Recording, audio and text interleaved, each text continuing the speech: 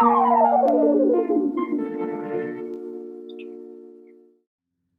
1970s and 1980s was truly a golden age for arcade games. When digging into the rich and colorful history of arcade video games, it's easy to be in awe of the giants of the golden age. Giants like Atari, or Nintendo, or Williams. They can bring a certain joy of nostalgia to both collectors of arcade games and enthusiasts. But one of the largest golden age arcade video game companies in the US is often forgotten about. In 1944, David Braun and his brother Jules would form a record label named Deluxe. The brothers are considered to be the first record label to explore the abundance of talent in the New Orleans music scene starting around 1947. A few years later, their record plant, along with their warehouse, would burn to the ground. The brothers would sell off half of Deluxe to a competing record company, although they would continue to operate it until March of 1949. Bronze at that point would leave the company completely and form a new label called Regal. Regal had a hard time signing new acts and was not as successful as the Deluxe record label had been. By 1951, the label was bleeding money and was shut down. Tired of the music business, David Braun decided a change was in order. Braun's new career path landed him in the coin-op manufacturing business for a Florida-based company called Mars Manufacturing. In 1952, David Braun would co-found the company Alltech Industries in Florida. This would manufacture typical vending fare such as gaming equipment like pool tables or mechanical rides for children. Braun successfully infused these children's rides with interactive games, giving them more interaction than had previously been seen with these kinds of rides before. Soon after, Ron Halliburton was hired to work in their engineering department thanks to his early work on dollar bill acceptors for vending machines. Halliburton and Braun decided to form their own company to build arcade games in 1968. Allied Leisure was formed. Originally, the company was intended to be a design house for other manufacturers of coin-op equipment, but soon they decided to go into actual manufacturing of the machines themselves. The first games were well received, but the company was proving unprofitable. In a pre-Pong world, electromechanical games and pinball machines were still the kings of the arcade. In 1970, Allied Leisure would release Wild Cycle, a driving game where you drive a little motorcycle. It featured an innovative use of force feedback for the player as well as a music soundtrack thanks to an 8-track player in the game cabinet. The game was a success, and Allied Leisure had started to turn the corner into a profitable business. But the best was yet to come. In a few short years, a little square ball bouncing back and forth between two rectangles on a black and white television screen would reshape not just Allied Leisure, but invent an entire new industry. And Allied Leisure would transform itself into one of the giants of the industry.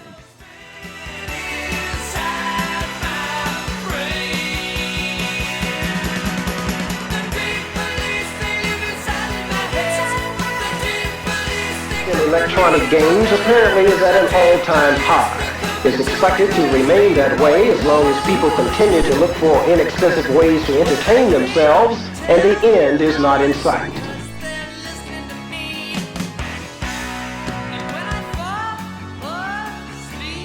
If you are a fan, we don't have to tell you that video games are taking this country by storm, keeping thousands of kids as well as adults glued to their flashing screens. Video games are the latest craze to sweep the country and most of the world, too. Millions of people are addicted to hours of gazing at electronic images on game screens in arcades and in their own homes. Williams Electronics projects $200 million in revenues this year. Midway expects to do at least that well.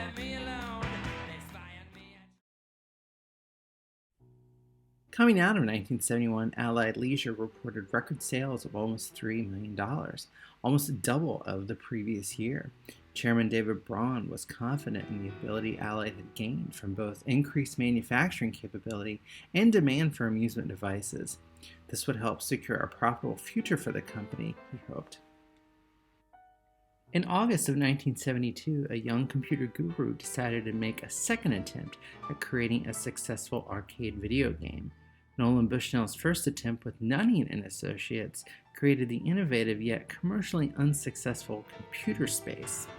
Facing criticism that the game had been too complex for the average user, Bushnell, along with Alan Alcorn and the staff, who would eventually turn into the company known as Atari, released a simple tennis game called Pong. The concept of this game was not new. In fact, it was originally conceived by Ralph Baer around 1966. Atari's innovative use of where the paddle hit the ball, producing more or less speed, or changing the angle of the ricochet off the paddle, however, was a new and important spin on the concept. Even more important was the ease of the rule set when compared to the game Computer Space. Here was a game anyone could understand how to play within seconds. Pong would become an overnight smash and a pop culture icon. It's not an overstatement to say Pong both created a video game industry and started what could be called the space race of innovation in the field of electronic entertainment. Allied Leisure wanted in on this exciting change in the market. The company quickly bought a Pong machine of their own and attempted to reverse engineer it to the best of their abilities and quickly.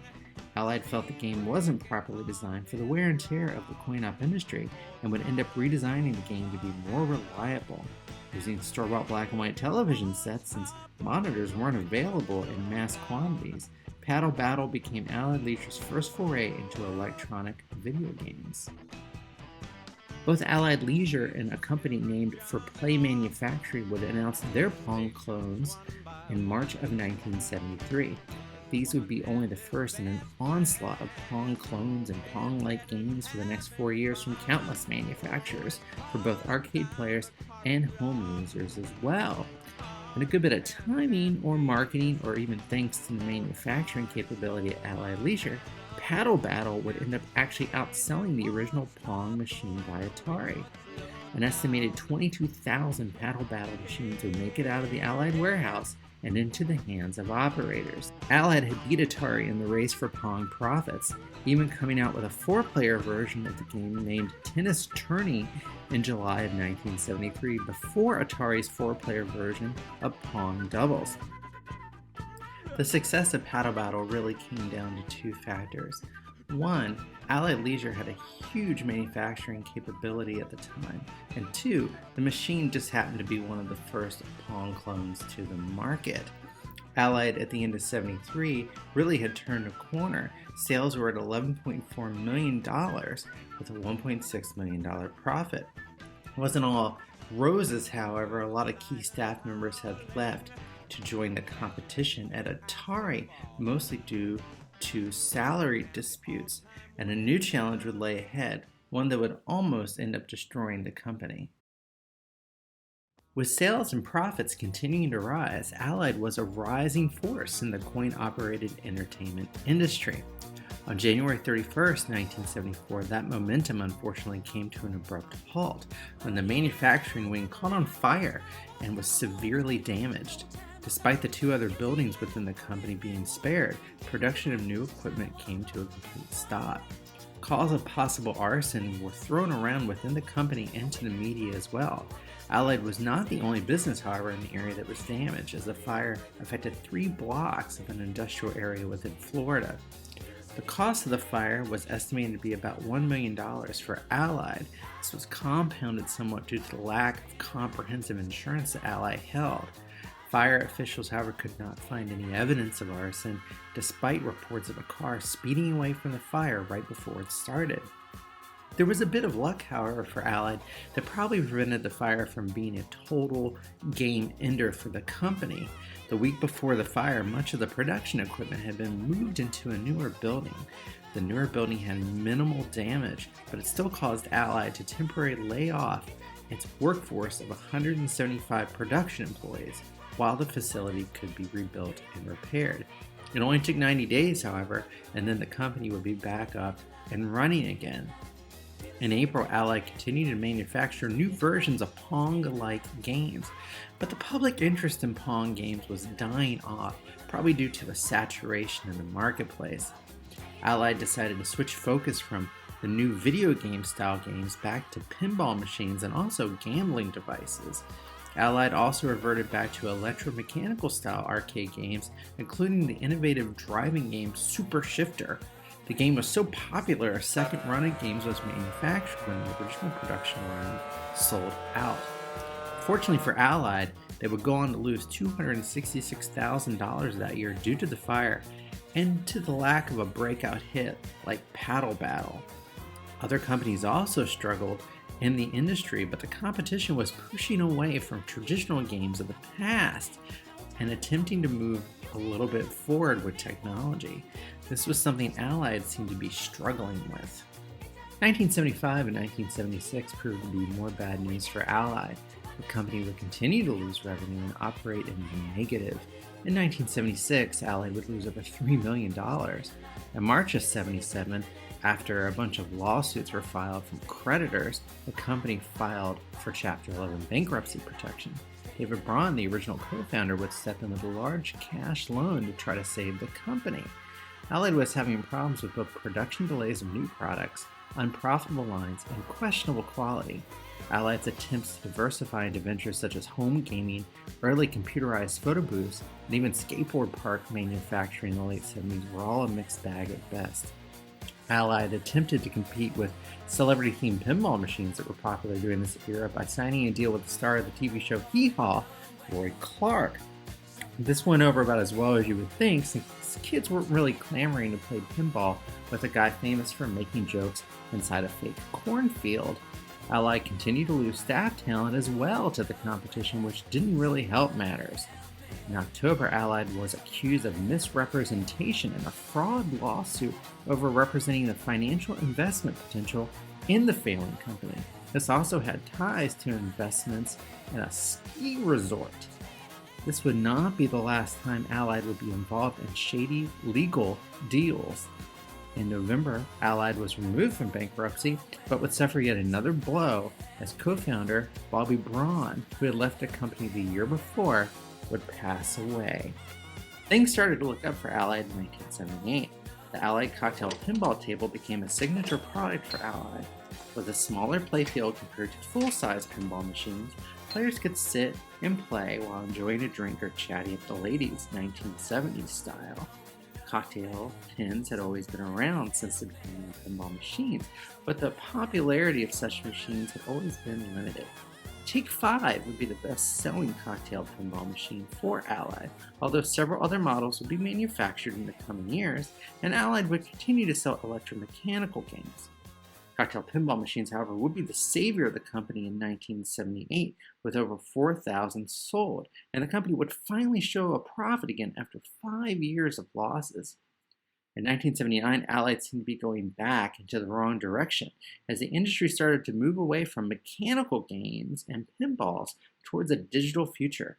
The cocktail pinball market dried up as quickly as it came for Allied. Allied was also gaining a reputation for making unreliable and poorly manufactured games. Many innovative games, such as F114, probably were dismissed by operators having the Allied name attached to them. But Allied's future was about to change dramatically as the end of the 1970s approached. By the end of 1979, Allied Leisure was in a desperate financial situation. Out of the previous 6 years, they had only turned a profit once. They needed a dramatic course correction quickly if they wanted to stay in business. That change would come in the summer as Allied Leisure would be bought out by a company named Brighton Products, a subdivision of a large conglomerate known as the Kaufman Group. Kaufman cleaned house inside Allied, including letting go of longtime fixture David Braun. Allied had rightfully earned a reputation for poor quality and a lack of innovation in an industry that was dramatically changing thanks in part to the monumental success of Tato's Space Invaders. Up to this point, Allied's only successful video game was their Pong clone, Paddle Battle. Allied's staple products had been electromechanical games, which by 1979 were the dinosaurs of the coin-op industry. Kim Buick was brought in as the new head of manufacturing. Buick was a veteran in the industry, in an industry that wasn't even 10 years old yet. With a resume that included time from video game manufacturers such as Atari, Cinematronics, and Vector Beam, he was exactly what Allied needed. he found a slew of problems almost immediately, from lackluster employees to poorly managed inventory. His first fix was to start streamlining the manufacturing process. Many of the parts, such as coin doors or lighting harnesses, which had been made from scratch to Allied, would now be outsourced to other companies to save money and time. During the 1979 AMOA trade show, Allied would show off 4 new video games, but only Clay Shoot would end up being manufactured by Century directly. Allied continued to reorganize, bringing in Ed Miller as president. Miller had been president at Taito USA for 5 years, and given Century's strategy of licensing Japanese-developed games, Miller's experience with working for a Japanese company surely was a factor in his hiring. Staffing was cut from over 400 employees to around 225, providing a leaner and hopefully more efficient company. Bill Olges would also come in from Taito as the role as vice president, although his stay at the company would be brief, lasting only about a year. Miller wasn't done with retooling the company yet. In an attempt to bury the terrible reputation Allied had for quality, they decided to kill the Allied Leisure name for good. An ad agency was hired to find a futuristic and forward-thinking name, and Century was chosen. Ed Miller claimed that the name signified the forward thrust of the company into the 21st century. More than just a name change, the company product lineup would dramatically change as well. Pinball machines would be put on the back burner, as the market seemed to clamor for video games. Century, in the middle of reorganization and not having the deep pockets of development talent of a company like Atari, decided to license games for manufacture from other developers. They quickly negotiated deals for cocktail versions of Cinematronics game Ripoff, and soon after that, a cocktail version of Targ from Exidy. Century held a meet and greet with distributors in order to prove that Allied Leisure was dead and buried, and Century would build games of both quality and innovation. In September of 1979, they would invite distributors to Miami's lush Doral Country Club. The singing duo Peaches and Herb were even hired to entertain the distributors and lure those who might have been burned by Allied's poor products in the past, and to give Century a chance with the new lineup of products. Century would show off one of their earliest hits at the meeting, the shooter Eagle. Eagle was a licensed version of Nikubushu's shooter Moon Cressida with slightly modified graphics. The game was very similar to many shooters of the day, such as Galaxian or Space Invaders, but included enough innovation to be a modest success for Century. Exact production figures are unknown. Estimates seem to put production around 2,500 units. The game Killer Comet was also shown, one of Century's few in-house designed games. Strangely, in 1981, Killer Comet would be licensed to a different company, Game Plan, along with another in-house developed game called Megattack. Both of these games would end up seeing little, if any, success. Wanting to branch out, Century also previewed a jukebox named the Century 2001. John Chapin, former president of jukebox manufacturer Seeburg, would spearhead this ambitious project. Century felt there was a market for a jukebox using modern components, since most jukeboxes of the time utilized some tried and true technology that was somewhat outdated. The Century 2001 would unfortunately see production issues and delays, and it would be Century's only entry into the jukebox market. The first year of Century was a money loser again, losing $4.5 million. But this was to be expected after the huge turnover in staffing, new product development, and a lack of inherited successful products from Allied. However, the fourth quarter was showing promise and excitement was growing, with new products being produced. Century was manufacturing games that people actually wanted to play, and operators actually wanted to buy. But Century had turned the sails of the ship. Although battered and bruised, they were on the right path, and 1981 would push Century from a company attempting to survive to one of the industry giants. In 1981, Century would witness a dramatic turnaround from one of the biggest financial losers in the industry to one of the biggest success stories. Revenue was way up in 1981 to over $60 million compared to under $6 million in 1980. This resulted in a $7.5 million profit for the company. The reorganization and restructuring of the company had been an overwhelming success. Centauri had sold less than 4,000 games in 1980, but would sell over 31,000 in 1981. A big part of the success was that Centauri actually had modern and competitive products to sell. In 1981, Centauri would offer several popular shooters to join the Game Eagle: Phoenix, Pleiades, and Vanguard. The in-house designed Challenger would also be introduced, as well as the driving game Route 16. In late 1980, Centauri would release Phoenix. Phoenix would go on to become one of the biggest industry hits of 1981. Phoenix would sell over 15,000 units for Centauri. This was over 40% of the company's entire 1981 production of games. It would also find success in home console and home computer versions as well. The software company Imagic would even eventually get sued by the home rights holder Atari over disputes that their popular home video game, Demon Attack, was too similar to Phoenix. Although Phoenix is yet another in a long line of bottom-to-top vertical-style space shooters of the era, it does have some unique qualities that helped it find success. Multiple stages, colorful graphics, interesting gameplay, and a unique boss-like fight at the end with the mothership made it innovative enough to arcade patrons in 1981 to make it rise above the sea of similar games of the era. It even has music from Beethoven to boot. Centauri officially licensed the game from Amstar Electronics, but it's a bit hazy about the exact development team or company of the game. According to an interview from Centauri.net, Centauri's Joe Hochberg had stated that the game was licensed from a smaller Japanese developer. Phoenix was exactly the blockbuster Centauri needed, and it was the first hit game from the company in almost 8 years. Licensing games from Japan would be a staple for Centauri for the lifespan of the company. Joel Hochberg, the VP from Centauri, stated that video development was in limited availability at Centauri. Therefore, licensing of video games from Japan, if the company wanted to be in the video business, was essential. Centauri didn't have the talent to compete with the industry giants, but Japan was also experiencing a waterfall of popularity of arcade games with no US outlet to sell most of them. Centauri could get the rights to these games for peanuts compared to the cost of developing games themselves, and often with much better results. This was not a practice unique to Centauri. Every US-based video game manufacturer, from the biggest to the smallest, would look to the land of the rising sun for profitable titles to sell.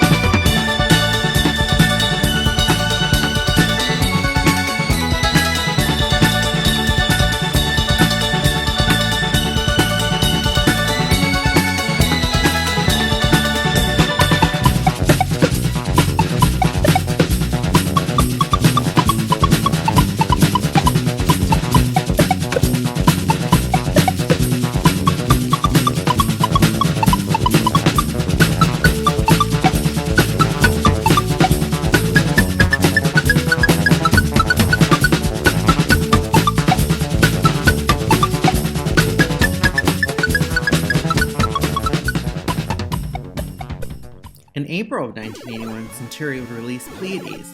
Pleiades was another shooter, this time licensed from the Japanese company Tecton, who would eventually become the company Tecmo. Some consider it a sequel to Phoenix, but Centuri's official take on the game is somewhat unclear. It does, however, have a lot of similarities with Phoenix, including a bird-like space theming and a large mothership boss. Pleiades was a moderate hit for the company, selling about 5,000 units. By June, the industry was taking notice of Centuri's dramatic turnaround. The huge success of Phoenix was a key takeaway, as well as the company's abandonment of the pinball market. In the first 6 months of '81, Centuri had already amassed $22.7 million in sales with a net profit of over $3 million. For Centuri, success seemed to be breeding more success. Centuri would license a multi-directional shooter from a small Japanese company known as SNK. The game was called Vanguard. Vanguard is one of the all-time classic shooters, with multi-directional shooting, an interesting variety of levels, and a boss-like fight at the end. The game is similar to the shooting in a cave theme of games like Konami's Super Cobra or Scramble. The gameplay switches from left to right scrolling and sometimes top to bottom scrolling depending upon the round of gameplay or zone. What will be a theme with later Centauri licensed games, Vanguard is rather famous for lifting music from popular movies of the time. The player is treated to a lovely rendition of the theme of Star Trek The Motion Picture during the beginning of the game. And flying through an energy pod not only grants the player the ability to be temporarily indestructible, but also treats them to a copyright infringement version of Volton's theme from the movie Flash Gordon by the legendary rock group Queen. Vanguard would go on to be Centuri's second best-selling game of 1981, with over 10,000 units sold, and much like Phoenix, would wind up on home console versions as well. Centuri had, much like a Phoenix, risen from the ashes, becoming the fifth biggest video game manufacturer of arcade machines in the USA. The revenue from 1981 was better than the combined revenue of every previous year of the company's history. They had gone from an industry joke to a serious competitor in the industry in one short year. The dependability Centuri had for hits from Japanese development houses started to raise rumblings in the industry, as some Japanese companies wanting a bigger piece of the pie started distributing their games themselves in the USA. But not all of Centuri's dealings were on the up and up. Questions over shady deals seemed to linger over the Centuri name. The newest video and pinball games are where the action is. Find out how you can own a piece of the action at Leisure Time Electronics coin-operated game show this weekend. As the coin buckets and popular arcade games overflowed, some saw this as an opportunity to take advantage of gullible investors. In the early 80s, there were several groups who would advertise the often inflated possible earning potential of owning arcade games. They would hold traveling sales conferences filled with heavy promises and hard sell techniques. Preying on a willingness to get rich quick, these organizations would often hard sell the benefits and possible potential of going into business yourself in the hot new world of arcade games. Tonight we're going to take a look at a business which has gotten a lot of attention lately: video games. Play them for fun, but invest in them at your own risk. Moving from town to town, often advertising sales pitch meetings as a chance to play the hottest new arcade games for free, just added to the rather questionable nature of these business transactions. The games that investors were often stuck with were second-rate and not exactly the hottest hits that were smoking up the local arcades. Many investors lost thousands of dollars on overpriced and underperforming machines. Some of these so-called investment firms would sign up customers for high-interest loans to pay for the games, or provide poorly manufactured bootleg titles of popular titles. Last year, Leisure Time Electronics was investigated by the California Attorney General's office. California contending that Leisure Time salesmen inaccurately stated that their games would pay for themselves in just over 9 months. And further, that if you bought 6 machines, you would earn a profit of $38,000 a year. Leisure Time never admitted any wrongdoing, but agreed to a court order that required it to pay restitution to a number of people. Two of the larger of these questionable companies went under the name Leisure Time Electronics and Fascination. Both of these companies were owned by Centauri and would be caught up in accusations of misrepresentation, sometimes evolving into sticky legal situations. It's more than possible that Centauri also manufactured many of these games offered by Leisure Time Electronics and Fascination, as some of the titles offered are very similar to games Centauri announced at the 1979 AMOA trade show, but never officially released under the Centauri name. Added to the confusion, it seems that at some point Leisure Time actually sued Centauri over manufacturing defects. We're really questioning here who owned who or what the end game of all this actually was. Centauri was walking a fine line here with these companies, not only morally but legally, with sales techniques often reserved for grifters and used car salesmen. Get the money back on the machines within a year's time. Yes, he did. I can bring in another person who is sitting right there with us. If you can't find another location, then it's your fault you're a failure in this business. No, not the games. Next time in part 2 of The Rise and Fall of Centauri, we'll see Centauri's inability to capitalize on success, only to be saved by some classic Golden Age games from a rising Japanese star. But even an Olympic effort couldn't save Centauri from the implosion of the 1980s video game industry.